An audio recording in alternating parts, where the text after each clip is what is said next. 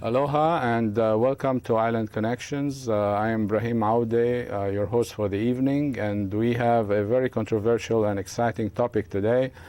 It's Israel and Palestine, and to discuss this we have three guests with us.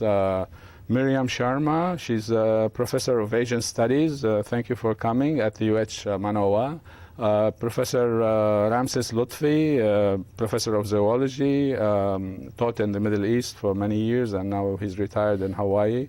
Thank you for coming. Thank you. And Bart Dame, he's a community activist, and he is very knowledgeable about those topics regarding Middle Eastern issues.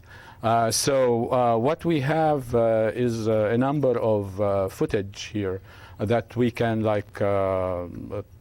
show and then comment on. But before we do so, is there anything that you would like to talk about just by way of introduction to the topic? Anyone? Mimi?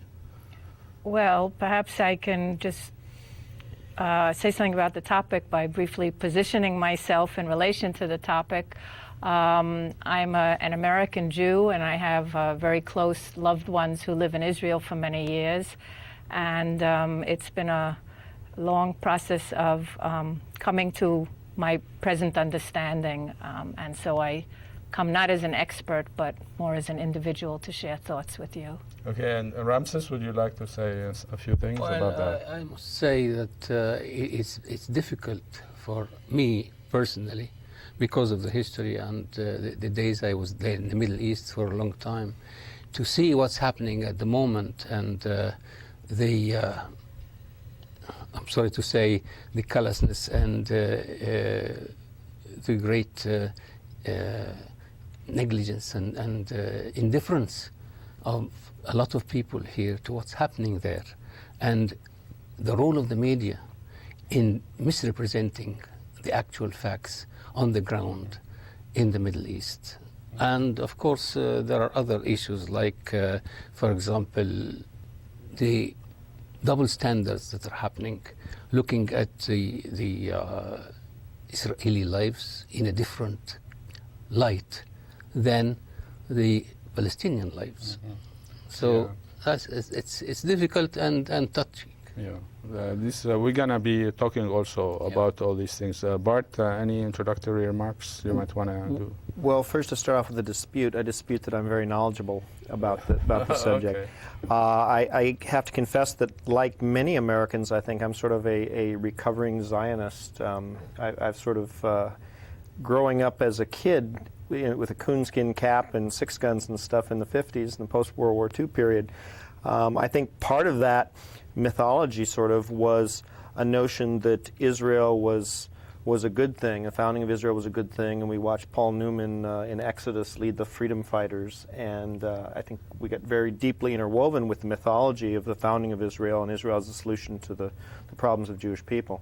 And I think that as the years have gone on, I've learned more and more, and I think a lot of Americans right now are very open to criticisms of Israel, and despite the media propaganda, which has been very, very strong, and the screening out of the details of the oppression going on in the occupied territories, enough has come through that a lot of Americans now, I think, are starting to question U.S. Unconditional support for Israel. Mm-hmm.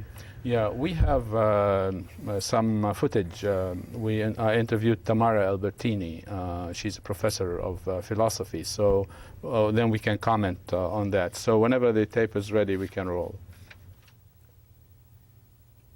Israel is not the only country on earth that fights terrorism. Let's talk about Spain and France. They have a long battle with the Basques. There are Basques in both countries, in Spain and in France. And I know that both countries are really trying to protect their respective populations from terrorist attacks.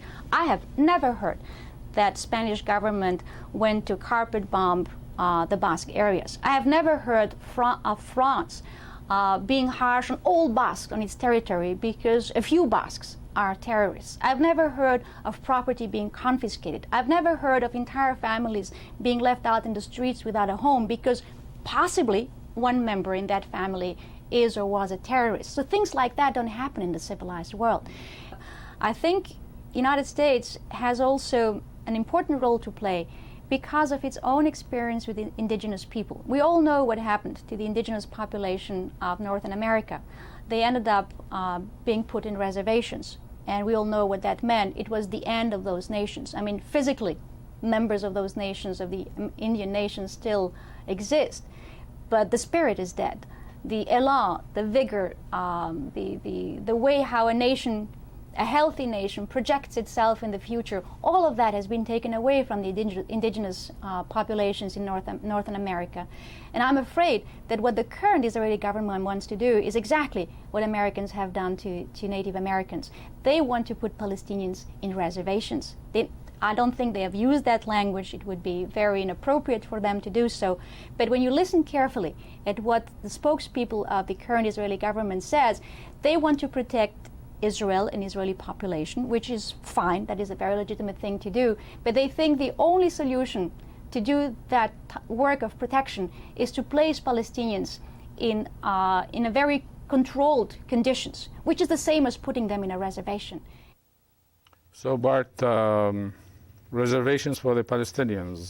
So what do you think? Well, I think actually Bishop Desmond Tutu made a speech a couple weeks ago where he compared what's going on in the occupied territories in Palestine with the treatment of the South Africans to the black South Africans, the white South Africans to the black South Africans, and referred to the areas in which the Palestinians are being ghettoized as Bantustans. And I think that in many ways the dilemma of Israel as a Jewish state is that they have to engage in ethnic cleansing to get rid of the indigenous population in order to have a Jewish state. And this leads, no matter how dreamlike the original vision may have been, it leads to South African kinds of apartheid kinds of policies or the American Indian reservation experience. And I think that's the inevitable result, frankly, of Zionism.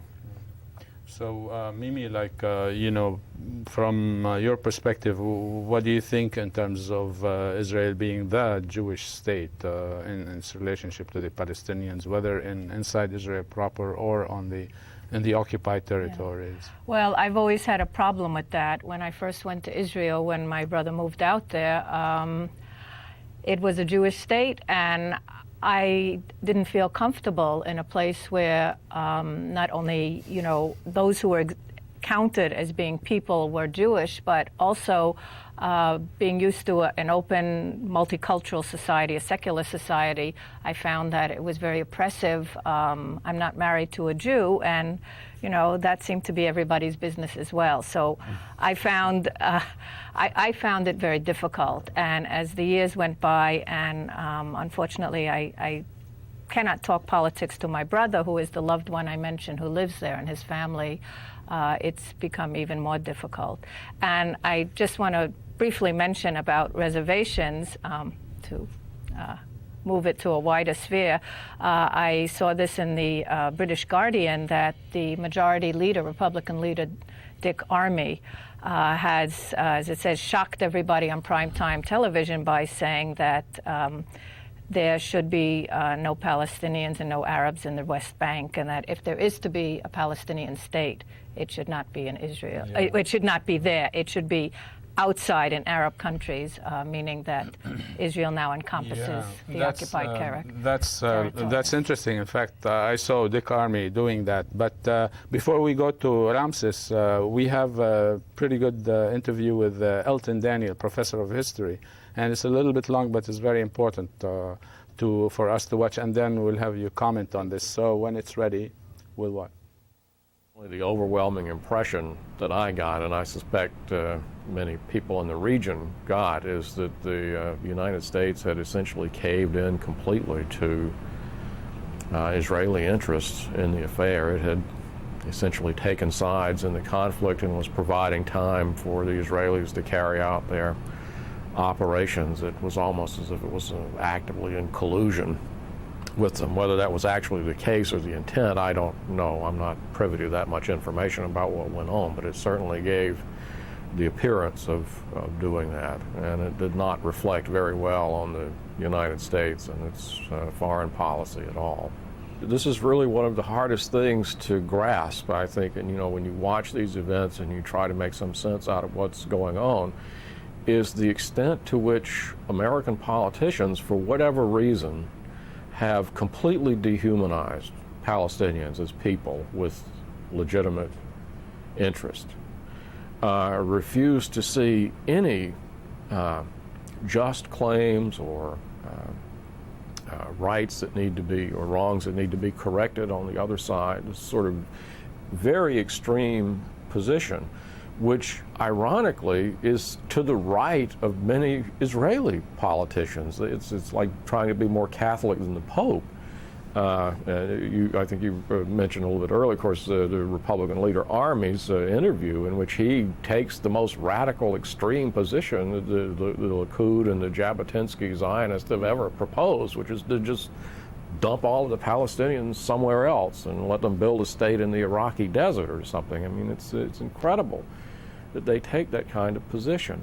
They seem to be utterly ignorant of what's involved in the conflict. They want to strip it of any sense of history and context to explain what's at stake or what's going on, and really are serving no national purpose that I can see by taking this kind of a stand. It's political pandering at its worst is the only way that I can describe it. Back in October, I gave a talk here on the crisis in Afghanistan and the start of the Bush Doctrine, as it was already being called. One of the things I tried to point out is that an obvious problem with this as a matter of foreign policy is that immediately other countries are going to say, if the United States can use this as a means to deal with terrorism, so can we. And the obvious next step is going to be that Sharon wants to destroy the Palestinian Authority, and he's going to do it in the name of fighting terrorism. You may have problems with the Indians in Kashmir who want to use it as a pretext to impose a settlement there too. And this would be a disaster for these kinds of things to happen. Now, those contradictions have, of course, come out with the Israeli incursion in the West Bank. But unfortunately, in the United States, the way that the question is presented is, well, you see, we shouldn't restrain Israel because they're just trying to implement this policy too. And in fact, the question that ought to be asked, or what ought to be pointed out, is to what many people see as the problems with the Israeli approach in this case are also problems with the Bush approach. So, Ramses, against the American national interest support for Israel, and there's a problem with the Bush approach in terms of fighting terrorism. So, any thoughts on this? Actually, in the long run, it's against American interests and against Israeli interests. Because you can't just fight any national group or any nation that's fighting for its land. How long it's going to last. And what the effect is going to be more hatred and more violence. Instead of doing that, the way to peace is to follow the peace and justice, to start with justice. The injustice that has been inflicted on the Palestinians is tremendous and huge. But what is involved here is the business of American politics in general. What is formulating, what is shaping up American politics in the Middle East, number one, is the geopolitical interests of the United States in the Middle East. The petrol and the control of energy sources. And second, American politicians have a very strong idea that Arab nationalism in the Middle East is against them. It immediately comes to mind that this is a danger for political interests. So Israel represents their base on the land that is supposed to be leashed on any of the Arab countries around them if there is any national interest for independence or for sort of a way out of the American hegemony in the area. And of course there is also the control of politics by the Jewish lobby in the United States. You have here the Jewish lobby actually controlling the Congress, as you have seen. We are talking about Dick Armey and Daschle's congressional decision and so on. And they also control any person that is running for office. It's a kind of blackmail. You don't vote for us, you're not going to get elected. So, and there's also the control of the media. We have seen what the media have been doing. It's a circus, and it's all one-sided and terrible double standards all the time. Now, the Christian extreme right and the Christian Zionists have played a tremendous role in this case, because their interests are coinciding exactly with the interests of Israel and Zionists. But there are like some Christian fundamentalists who are totally opposed to Yes. this one. There are some of them. But Mimi, you were from New York. So Well, any ideas? Yeah, on this? just a couple points. First of all, there's no doubting the strength of the Jewish lobby, and there's no doubting there were some facts and figures about how much support, military support and other aid that has been given by the U.S. government to Israel, which I read somewhere, if you put the total amount, it's more than has been given to all of sub-Saharan Africa, all of Latin America, and all of another area I can't remember offhand. That's how much support. I think I would like to add that it's not just the Jewish lobby, that there are elements within the American government on its own that sees its interests, that perhaps may not even care for Jewish people, but sees its interests coinciding. So I think this calling upon the Jewish lobby as being the determiner of everything, I think underplays who the real characters are. But two quickie things I want to say that's interesting, commenting on what Elton Daniel said. Very interesting thing. He said that people, if there is such a thing as a Jewish community, but Jewish people in the United States are perhaps more to the right on this issue and have less of a variety of opinions than perhaps people in Israel who are living in the situation. And that's very interesting, because this is not only unusual for the Jews in a diasporic community in the United States, but if you look at, say, the Indian Hindu community, the diasporic Hindus are much more reactionary and support the reactionary, you might say, Hindu fascist regime in India. There's something about being part of a diasporic community that makes you hold to certain ideas or essences, and the people who are actually living in those areas have a much greater understanding of it. And the other thing is, obscene almost, I heard, I think it was just today, that Sharon's party, Likud, had passed a resolution saying there shall be no Palestine, and now Sharon is being called a moderate. Yeah. Excuse Well, me. yeah, he's a I moderate, just will say. Obviously now it's said that he has to rely on the Labour Party Yeah. to be able to fight the extreme right. Yes, because which he is didn't want that. So ridiculous. it's like a good It's cop, bad obscene. cop That's what it situation. is. And let's go to another footage interview by Noel Kent, and then we can talk more, because he has very good ideas about the racism in Israel and about Sharon and all that kind of stuff. So when it's ready, we roll. I'm not really surprised by him, because I was in Israel about 30 years ago, and I saw the sort of contempt that Jewish Israelis had for Palestinians, and the lack of any sort of empathy for their needs, the very depressing economic conditions which Palestinians lived in, and just the notion that Jewish Israelis had that Palestinians really were not part of the country. They were marginal people who really did not need to be respected.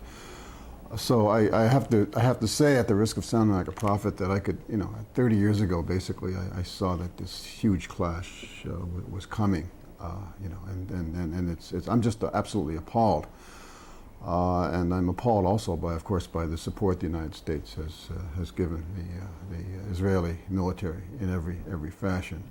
I regard Ariel Sharon as a terrorist, as a person who has deliberately sabotaged any possibility of building bridges between the Palestinian and Israeli peoples, who sabotaged the whole notion of mutual security and two states that can live side by side and trade and interact on peaceful and humane terms. And of course, this has been Sharon's whole attitude. It goes back even before the 1982 massacres in Lebanon.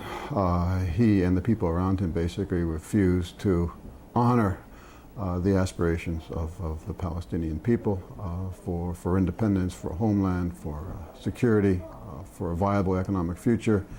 And that's at the heart of the issue. And as a Jewish American, as a Jew, I'm particularly sensitive to this. My parents fled from oppression and pogroms and violence as children in Russia. And to see Jewish people committing the same types of thuggery and pogroms on Palestinians today is just absolutely abhorrent to me. And I think there are a lot of reasonable people in Israel who would like to who believe in mutual security and believe in a future in which Palestinian and Israeli people can live side by side in peace. And I think those people may prevail. I think the key actor here is the United States. This far, President Bush has given Sharon the go-ahead and basically blessed this whole campaign as a campaign against terrorism, which it really isn't. I think, to my mind, Sharon is the real terrorist. And the Israelis are in Jenin and other camps, the Israelis are the ones who are conducting the pogroms. But it's very difficult to see. I mean, there are very powerful forces in the United States which would like to see the Palestinians smashed, especially in the Republican right wing, who are emerging more and more strongly every day. And so I think we have to have a countervailing force. I think we need Americans who will stand up and say, it's enough. It's time for peace, that Sharon needs to go. We also should not hesitate to use the leverage we have against the Israelis. We're giving them, $3 billion a year in aid. I think that needs to be cut off as soon as possible. The strongest possible representations need to be made to the Israelis that we will not tolerate this type of aggression against the Palestinian people. So Sharon, the moderate, is a terrorist. And so what have you got to say about what Noel was talking about? Well, again, I'm not a good student of the history, but it seems to me there's always been this wing of the Zionist movement that has been rather naked in their aggression and in their use of terror.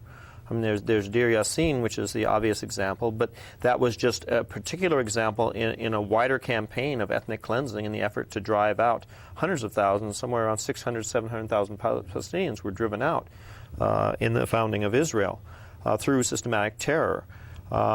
Sharon has particularly a long history himself intimately of being involved in this in a village in Palestine, Qibya, I think it's pronounced, Qibya, right, where they killed 69 people, women and children, and rather brutally, including gutting them and other things, in an effort to terrorize the Palestinian community.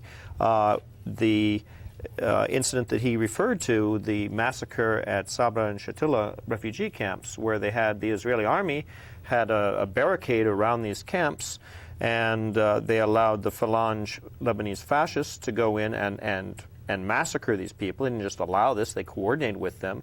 They used flares to keep it shot up in the sky, to keep it lit all for this period of time, and for several days the Phalangists went systematically through and murdered thousands of Palestinians. Yeah, about 1,200 people actually. Yeah. And this was, the Israeli government itself was appalled by this and repelled, and they pulled back and they criticized Sharon for being indirectly responsible, but it was a systematic thing. And what's happening more recently is Sharon is trying to, quote, this is this great Israeli phrase, create facts on the ground. Powell was sent there allegedly to tell him to cool it, and not for such noble reasons. The United States coalition is in trouble. They want to go, they're planning to go to war against Iraq. The Israelis are being troublesome in a sense because they are not allowing, they're helping create strains in the coalition that Bush them are trying to create, not in the interest of peace, but in the interest of another war, a campaign against Iraq. And when Powell was sent there to do public relations work to make it look good, Sharon basically told them, look, we're going to deal with this now. You guys hold off. You can have your war later on, but we're going to massacre. We're in motion. We're going to create facts on the ground. And he wasn't, even though our media kept saying he was attacking the infrastructure of terror, he was attacking the infrastructure of the Palestinian state. They destroyed civil record keepings, anything that could be the basis for a civilization, for an economy inside of Palestine was being destroyed. Mm-hmm. Yeah, right. Anything, Ramses, on this? Well, it's really disheartening when you see that Israel is sort of getting away with trying to say that our action against the Palestinians, against terrorism in Palestine, is the same campaign you in America are waging against terrorism, although the two things are it's a fallacy to compare the two things, because the United States was not occupying Afghanistan or anything when the terrorists attacked in 9/11. But and the other thing is that the Palestinians are resorting to violence as a legitimate way of trying to liberate their own land, which has been occupied. So since 1967, with the occupation of their lands, they have been actually liberty fighters. Yeah. And not terrorists. And the suicide bombers are just a few people. I mean, Yes, the others minority, have legitimate kind of resistance. Situation. Yeah. Right. Yeah. So let's watch one more video segment, and then we can comment on that. So when it's ready, we'll go. There is a language that the American administration uses in the public, and there is a language that it uses in its diplomatic relationship with Israel, because if the United States really wanted Israel to withdraw, Israel would withdraw. So that is one perception that assumes that Israel is a dependent country, dependent on the United States, and would basically follow instructions. The other position thinks that that has changed, and that Israel is now pursuing its own interest and its own interests only.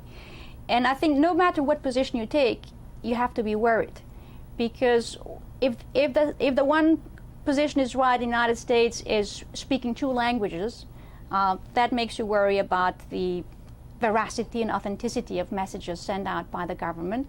And on the other hand, if Israel is not anymore assuming that it ever was, that faithful ally of the United States, I think that again should have us be concerned, because that former ally is now going wild. Yeah. So Mimi, any comments on this before we take a caller's phone? Well, just briefly, I'm not too sure that America and our actions in Afghanistan were any less terrorist than what Israel is doing. I think that there's a lot used under the name of providing security for our people and labeling reactions against us and our policies as terrorists that really try to whitewash the kind of terror that is going on under our name of fighting terror. So yeah. I'm not sure that there's such a big difference between the two. Okay, so we go to our caller, Ayal. He's visiting from California. So Ayal, you're on the air. Good evening, everybody. Thank Hi. you so much. Just flipping through the channels here and caught the discussion that's going on halfway through. So forgive me if I don't answer most of the questions that we're talking about. But I am a Jewish American. Obviously, Ayal is an Israeli name. I have strong feelings about what's going on.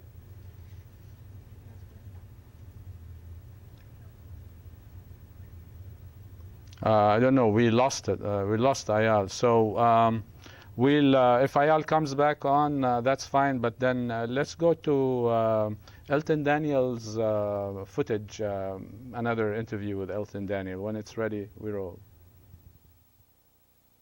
The latest that I've been reading suggests that what he's in fact coming with is a proposal to lay claim to a substantial part of the West Bank and to build a Great Wall of Israel, probably at the expense of the U.S. taxpayer, to keep Palestinian teenagers from slipping into Israel, which is, of course, an absolute non-starter as some kind of settlement proposal or peace proposal, however much he wants to bill it that way.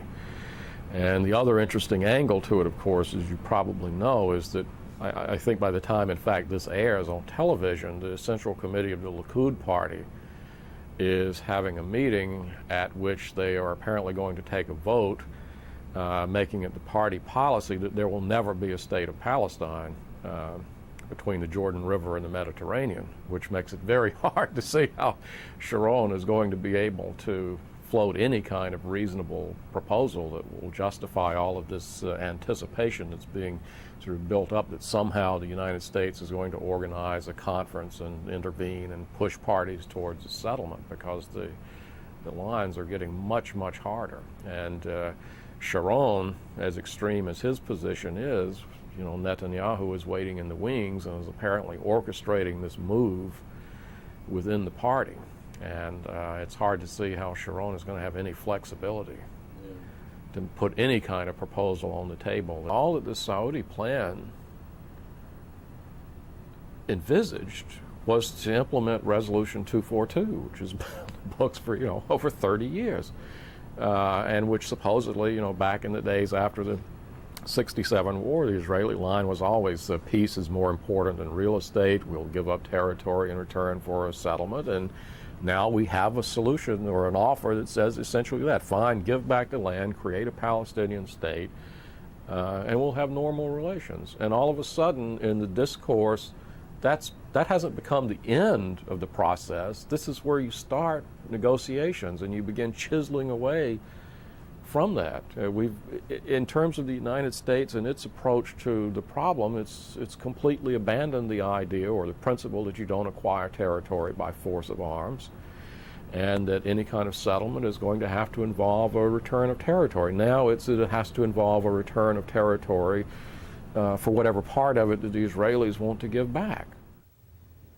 Yeah, so here's Elton Daniel also talking about, you know, these kinds of things like Sharon being a moderate and so on. But we also have Ayal's call, so thanks for coming back on.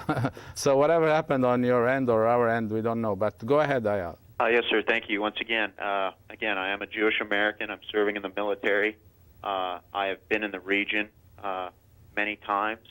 And just in regards to some of the things that were being discussed, there's quite a liberal point of view. I'm quite conservative on this issue. You know, the talk of let's say, these poor Palestinians, yes, they are in a dire situation, and it's unfortunate. But unfortunately, I believe they have led themselves, and especially their leaders have led themselves into the situation they're in. Example, Arafat. Just to show what kind of a statesman he is and how much faith he has in his own community there in the West Bank. When his wife gave birth, for instance, before her giving birth, she didn't give birth in a Palestinian hospital in the West Bank. He flew her out of the country way ahead of time. So this talk of Israeli troops, you know, slaughtering people indiscriminately. Sure, I'm sure there are atrocities that happens in war, but not to the extent that you make it sound like the Israelis are a bunch of Nazis. That's not the fact. If there was maybe more of a question, though, to pose, I would answer that. But again, I think the Arabs and Jews, I don't think there is a chance for peace, unfortunately. And it's kind of like packing a parachute. You know, your lines, your risers, you got to keep them separate. And that's how I feel with the Jews and Arabs. I think you probably have to keep them separated, and it's just a very unfortunate issue that I don't think will be resolved in the near future, especially when you have suicide bombers or whatever you want to call them, and they don't have a realistic grasp on life to begin with, so you can't deal with fanatics. Good. Thanks, Ayal, for your views, and we will discuss them if you would like to listen. So yes, sir. Anyway, thank you. Thank you. Good night. Okay. Good night. So, Mimi, Why don't you Yeah, well, I'm take not that? sure, first of all, what the relevance of where one has one's child. I always thought that was a personal choice, not a necessarily national political choice. It's true, leaders perhaps betray people on all sides. Our leaders have betrayed us, there's no doubt. And I'm sure Arafat is not the greatest leader for the Palestinians, and probably he and Sharon are old-time people who should be finished and let new people and new voices who have new ideas come up. But not Netanyahu. Yes. For peace. And as far as Ayal's mention of a war, I wasn't clear that there is a war going on, that's why there was an invasion of the refugee camp of Jenin. I wasn't aware that any war was declared. So I don't know who's the enemy in this war. So it seems to me that that's a very difficult proposition to carry on. Yeah. Bart? There are so many places to begin, and I'm not sure where to begin. I think one of the reasons why it's hard to get a handle on this is the kind of coverage that we're getting. For example, there was an American woman who was killed in Palestine, in the occupied territories, that there was virtually no press coverage of in the United States. She was sitting in a car with her husband. She had her baby on her lap. Israeli undercover police opened fire on the car, shot 30 to 40 times in the car, killed her instantly. She was born in Washington, D.C. Palestinian parents, married a Palestinian man, was murdered by Israelis. That did not make the American media. It was screened out. The kind of horror that's being screened out, the Israelis kept the United Nations, which should be the body that has the greatest authority in these kind of cases, kept them from coming into Jenin in order to investigate the rumors of the massacre. Now, these rumors of the massacre that we were told were Palestinian propaganda. Shimon Peres had said early on, he said there's a massacre going on there. Those were his words. Israeli officers were saying that 100 to 200 people had been killed and their bodies were being buried in a special cemetery outside of Jenin. It may turn out there were fewer people killed. We don't know. The Israelis are very careful about not allowing outside observers to go in, not allowing press people. Reporters were being shot at, actively shot at, treated as though they were the enemy during this war in order to keep the story out. So as to the scale of the massacre, there are an awful lot of innocent people who were shot point blank in there, not just as innocent people, collateral damage in war, but part of a systematic campaign to terrorize these people. Yeah.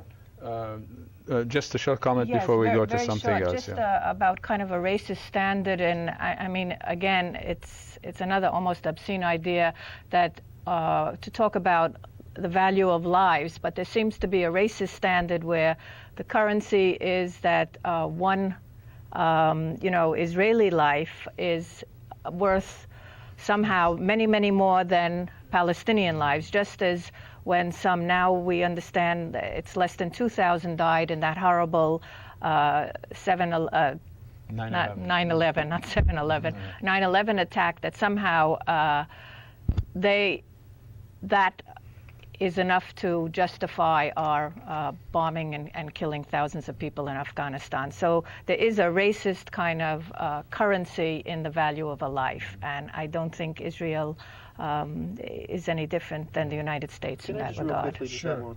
As this thing about as though the Israelis are Nazis, certainly not all the Israelis are Nazis. One of the ironies of history is out of the horror of those concentration camps, there was this slogan, never again. Some people said never again should people be oppressed and be massacred in this kind of way. Others said never again will we be the ones who are on the receiving end of this. And unfortunately, that impulse is very strong on one wing inside of Israel. Now, about Nazis, there was in an Israeli newspaper, an Israeli military officer was quoted as saying, you know, if we get orders to go into the Kasbah and Nablus or into a densely packed area, we are going to study the lessons from all other kinds of military operations, including, he says, this may sound shocking, including the German occupation of the Warsaw Ghetto. Yeah.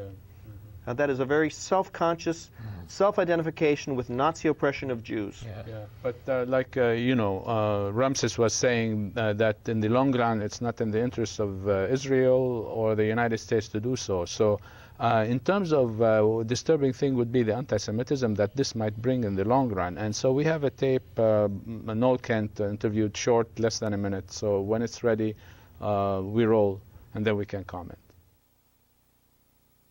One of the things I object to and really resent is the fact that the Israeli attack on the Palestinians resonates with lots of people and reawakens all kinds of feelings of anti-Semitism and negative Jewish stereotypes. So it's lots of Jews like myself and others who are going to basically pay the price for this type of aggression. Not that Sharon cares. I think, in fact, this may be part of his agenda, basically, to sharpen the differences between Jews who don't live in Israel and Jews and people outside the country. But I think it's going to be a real long struggle here, and what we need to do, those of us in the United States, is to change American foreign policy and to educate people about the dangers of supporting the Israeli terrorism against the Palestinians, that Palestinian self-determination and independence is in the interests of the United States. So Palestinian state, independent, full-fledged Palestinian state is in the interest of the United States policy. What say you? I say, as I mentioned before, that in the long run, it's in the interest in Israel itself,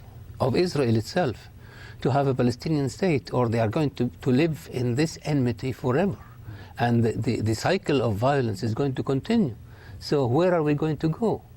If we are wise enough, if the Israelis are wise enough and humane enough and feeling enough for their fellow man, and not ethnically so much biased against their neighbors, they should immediately realize that establishing a Palestinian state is in their interest. But the unfortunate thing is that the extreme right wing, the generals, have taken over, and these are now striving for the redemption of the land. They want the whole of the Palestinian land without the Palestinians. They want to void the land of their people and have it to themselves. They don't want any Palestinians on it. And another fantastic lie is this business of Israel is fighting for its life, for its survival. How come a few teenagers with homemade bombs are fighting against the strongest military force and state in the Middle East that defeated all the Arab nations combined? I have the number of aeroplanes, 440, tanks, 3,900, helicopters, 130, 9,600 artillery tubes. The number of soldiers in the Israeli army, 134,000, and in the Navy, 7,000, and in the Air Force, 32,000. The reservists in the Israeli army are 400,000. How are the Palestinians that do not have any arms except homemade things are going to fight and threaten the survival and existence of Israel? This is a huge lie. This is incredible. Mimi? I'm very moved by what you say, and just thinking about it, and thinking of, I mean, one cannot go into the psychology of what makes a suicide bomber, and I'm not in any way, I'm against violence of any sort. But one has to understand from where violence comes from if we want to stop it. And I just think, as you mentioned, up against the arms of the sanctioned terror of an armed state, up against the terror of people who have nothing but their bodies, one thinks of people who are the most desperate. I think oftentimes of women in certain difficult situations who have nothing to lose but will use their lives to commit suicide or somehow That is the statement they can make when you have nothing, no power left, but you have at least the power of your own body and control over your own life. And that's what you use. Like in India, they do that also. And some Pacific Island societies, like Papua New Guinea, they do that kind of stuff. Well, that's another But issue. anyway, But the point is, what is the countering force against that sort of state force? And So, you just have individuals using their lives, Yeah. as horrible as it is. We have an interview with Faridi Farhi also. So when it's ready, we roll and then we can comment. It's an interesting one. Regional conflicts, domestic implications in countries like Jordan, Egypt, where the leadership already has a difficult relationship with its population and does not know how to respond to the kind of passions that exist at this point.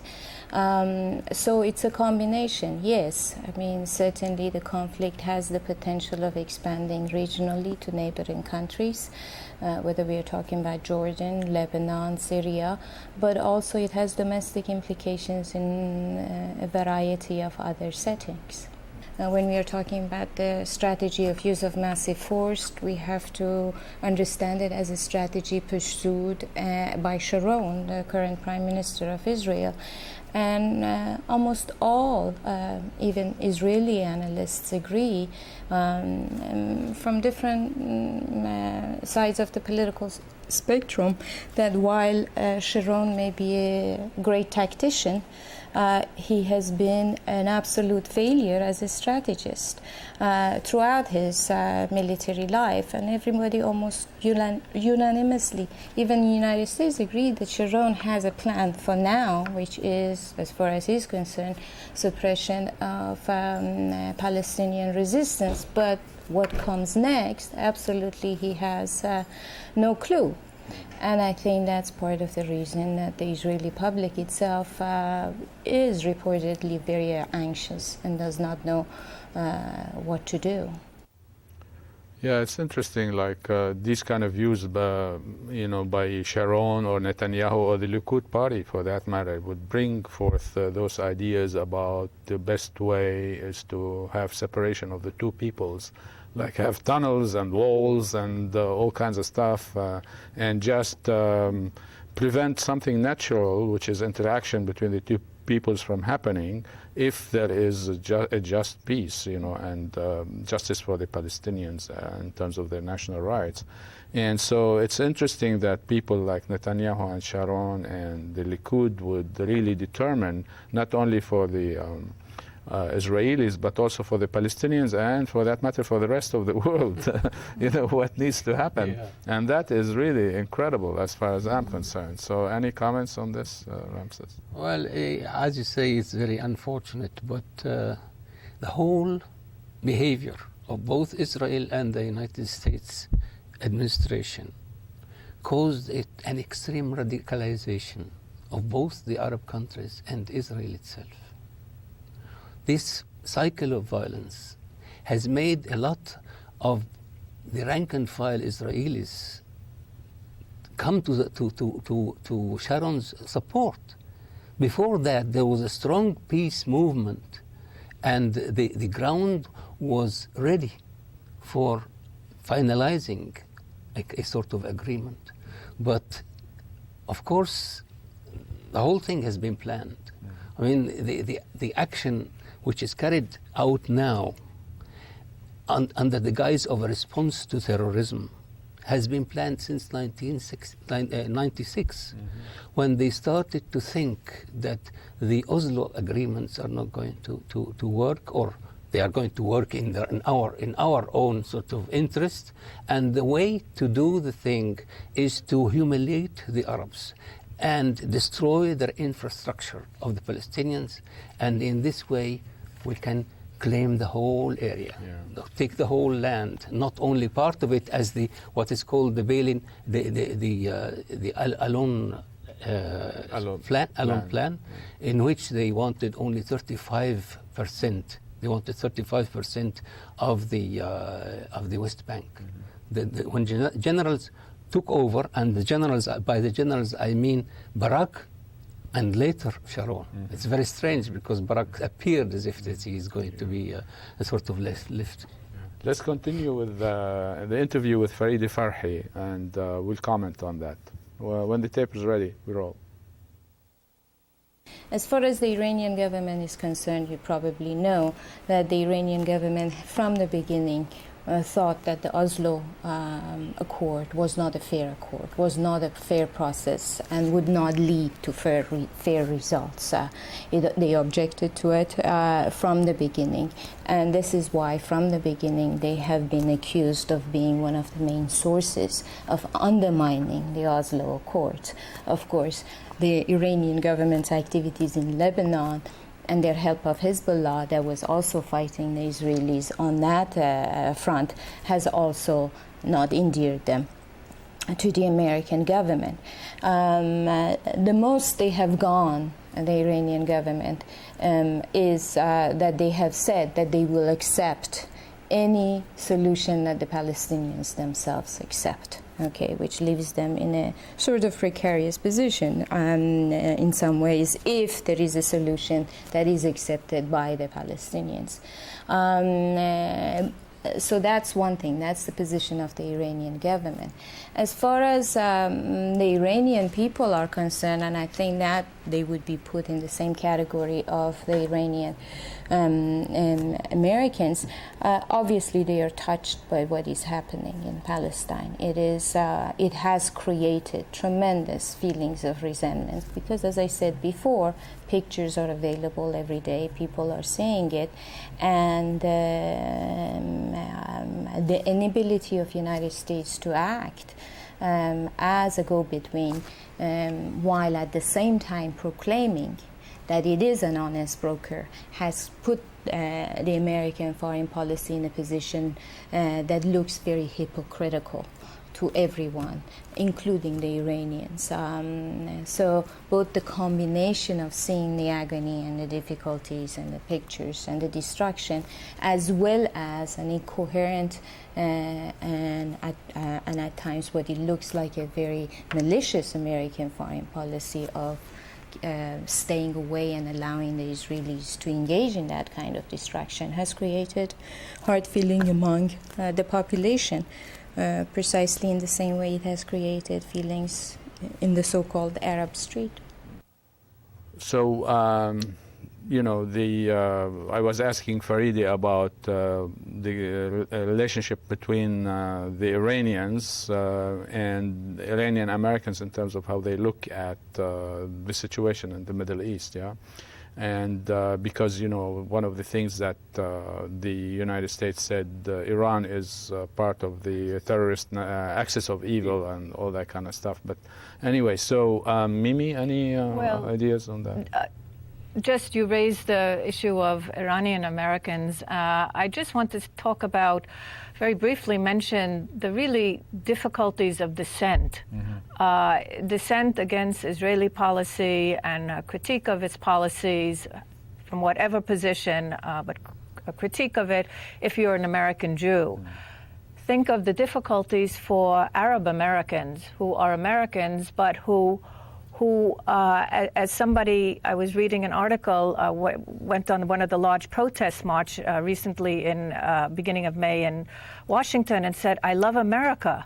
I'm an American Arab, but I am embarrassed and angry that my country, meaning America, is supporting genocide. Until, and other people say, for 18 years, 20 years, I have lived in America. I am Arab, I am Muslim. And I have tried to close my eyes of the conflict because it has been so difficult to express it. In fact, yeah. And you can imagine when you read of, even if it's just a handful, even if it was just one Israeli reservist, and there's more than one, who refused to serve in the occupied territories. If you can imagine what strength it takes and the difficulties of dissent. And for years, it has been, as you started talking about at the beginning, Bart, but for myself, you had this idea that you were disloyal to being a Jewish person if you entertained a single idea of criticism of Israel. Yeah, no criticism. This has been very difficult to be an Indian and say to try to be open about Kashmir, to take another perspective. You are always suspect. To be a Sri Lankan Buddhist and to try to understand the Tamil fights there. Right. The descent is difficult. In fact, we have a tape of an Arab American. Exactly. Exactly. Well, you paid me well, Brahim. So if the tape is ready, it's exactly what you're talking about. Go ahead. First, I depended on the U.S. media, and but I got pretty shocked when I would hear like Israelis being interviewed that were in the settlements, and they would say things like, well, we're never going to be able to live side by side, we're just going to have to get rid of the Arabs. And I would think, rid of the Arabs? Well, how can you get rid of the Arabs? This is their land, this is their home. What do you mean rid of the Arabs? You're sitting on their land.